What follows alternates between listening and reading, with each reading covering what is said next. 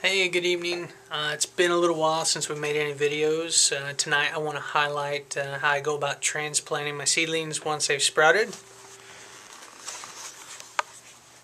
So for this little endeavor, I set up kind of my workstation here, my potting bench.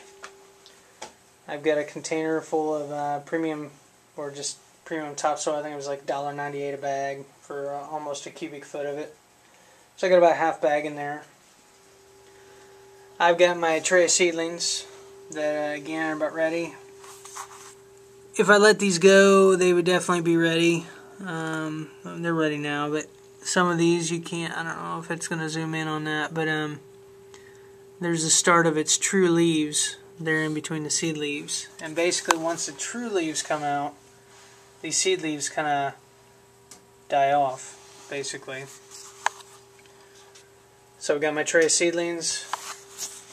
And then I have my the flat that I'm going to be transplanting them into, again filling it with topsoil. Using a little dibber here, I punched my holes. And this is an indispensable tool, a little icing knife that I am kind of borrowing from my wife. But with this, I'm just going to gently pry the seedlings out of the row and do a group of 4 or 5 at once. I'm going to put them in this tray because I'm going to try to recycle this growing medium.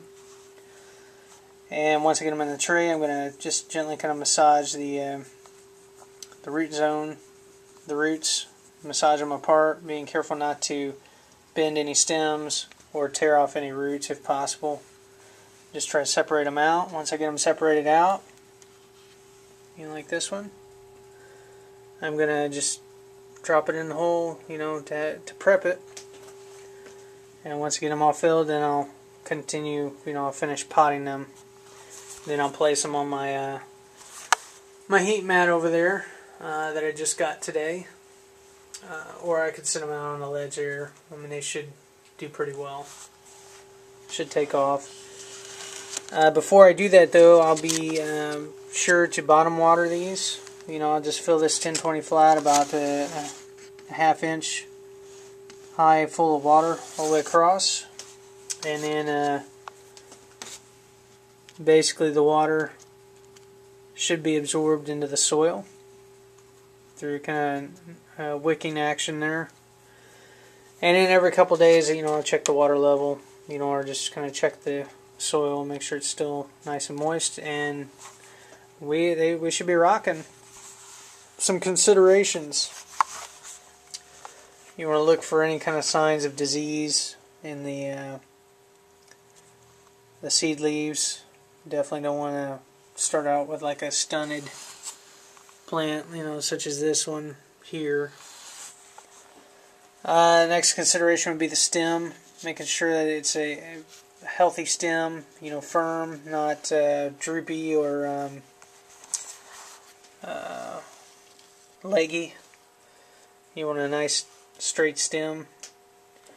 And then probably the most important consideration would be the root zone. Now to illustrate, I've got 3 seedlings here that came out of this tray. They all from the surface look, pretty similar. Not much difference, but as you can see, the root zone is dramatically different. This one actually has more top growth than root zone. And the other 2 are definitely keepers. This one especially has just got a huge root zone.